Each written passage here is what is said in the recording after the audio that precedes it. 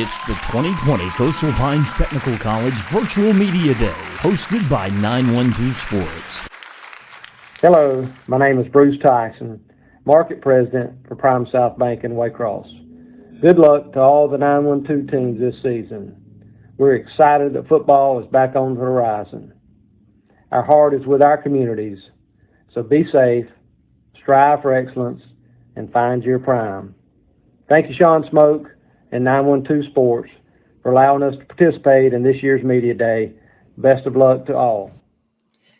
Please welcome the head football coach of the South Effingham Mustangs, Coach Nate Clark. Nathan Clark, I'm the head football coach at South Effingham. Very excited about this upcoming season. Just want to go ahead and introduce two of my players that we have right here with us. We have Matt Dye. He's an offensive lineman, returning starter. We have a returning starter DB, Braden Bell, and they're representing us today. Really excited about this upcoming season. Currently, we have 134 guys out in helmets at this point in time, and ready to see what's going to take place in these next few weeks, getting ready for our football games and our season. This season will be in Region 2, 6A, which has Effingham, Bradwell, Richmond Hill, Brunswick, Glenn, and Statesboro. So it's going to be a really, really, really tough region. Non-region wise, we have Beach, Appling, Windsor Forest, Islands. So we're going to have a pretty tough schedule, but we're excited for the opportunity to get to play them. And scrimmage, we're going to start off here August 21st, hosting New Hampstead, and then we'll play at Wayne County for our second scrimmage. Offensively, Coach Lauren Purvis returns as the offensive coordinator. We run a multiple offense, no huddle. It has some spread and some pro built into it. We lose an awful lot from last year. We had a very explosive offense with some really, really good personnel and players, led by Taylor Jackson, Zach Taylor, Rocco Griffin, Austin Blasky, Noah Hong, to name others. But it was they were really good, but they're not here anymore, and we're definitely going to miss them. But I think this upcoming season we got some guys who'll step up. Matt's going to anchor the offensive line. And then we have a slew of backs with Cameron Edwards, Desmond House, and Larry Scott. And then at receiver, we got a bunch of receivers that'll be able to contribute. And then quarterback, we still have a battle going on, but right now Alex Sela has the upper hand. Alex was one of our starting wideouts last year, and we've just transitioned over to quarterback, and we'll see how he does once we get going, and if he can grasp the offense, he'll lead it, and if not, we'll have somebody else go, and he can play some receiver. But really excited about the offense. I'm gonna let Matt say a few words about the offense. He's kind of the leader of it. So Matt, go ahead.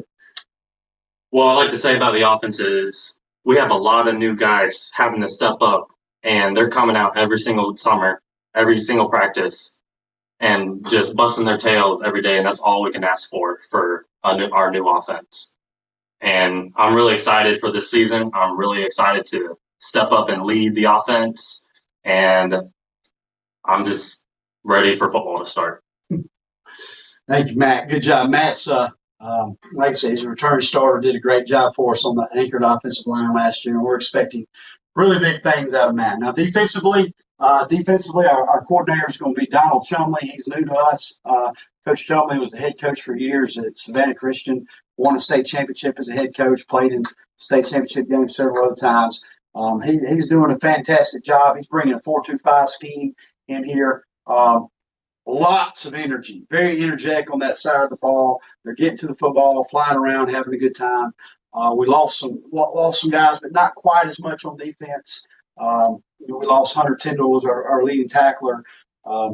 Shamar Moore went on to play college football, lost him in the secondary. Stephen Kraling went on for athletic scholarship. He's going to be missed up front, but we're going to be really strong up front. Wesley Dixon, Tiny Milbrandt, Buck Johnson, Trip Gerald, Malcolm Brown. Okay, we've got a bunch of horses, I guess I should say, up front to do a good job there.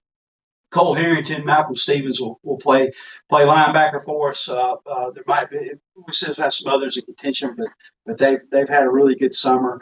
And then in the secondary, Braden leads the secondary forward, and Amir Pollock, to name a few other guys as well. But really excited to see what they're going to bring over there on the defensive side of the ball. Should be very, very strong, I would think, defensively. Coach Chumley, like I said, brings a bunch of energy. It's been a whole lot of fun. I'm going to let Braden say a few words about the defense.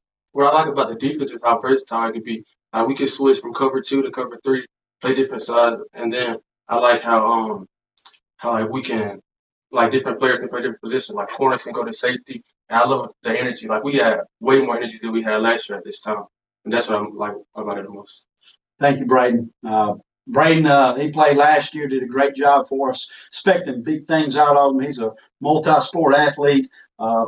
Finished in the top 5 in the state last year in wrestling. Has had a great summer. I expect big things. He's done a fantastic job. But defensively, I think we're going to be pretty good. So I'm excited about that, and can't wait to see what that brings. Special teams, Coach. We brought in Coach Sean McNamee. He's going to be our special teams coordinator. Really, with all the rules and all the guidelines we've had to follow, it's been a little bit more difficult and challenging to get the special teams in over the summertime. But we're excited to see that take off here pretty shortly. We're going to bring back Liam Rickman as our kicker.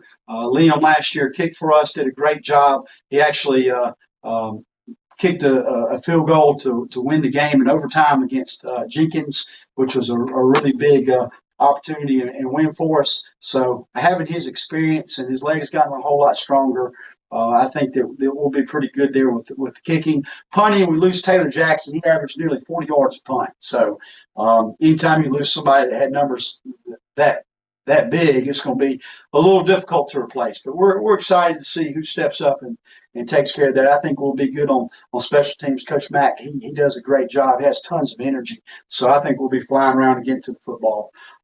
Really hoping for a good year. It's going to be exciting. Last year we had a strong season. We went 6-5, made the playoffs, lost to a really good Jones County team. Our JV team last year went 6-1. We had a freshman team as well. They didn't do quite as well, but they got a lot of experience. They played a lot of JV teams, so we're excited to see all 3 of these teams this year come around. Like I said, we had big numbers thus far. Expecting a few more to come out. Hopefully when the school starts, because everything's been with the corona and the COVID and all the rules, there's still a couple guys who are still trying to get out, and some freshmen we have not seen yet. So we're excited about that. So it's been a fun summer. Really excited to get the season going, and can't wait for it. And we want to thank Coastal Pines Technical College and 912 Sports for this media day. And I can't wait to see you in the stands this year. Go Stangs.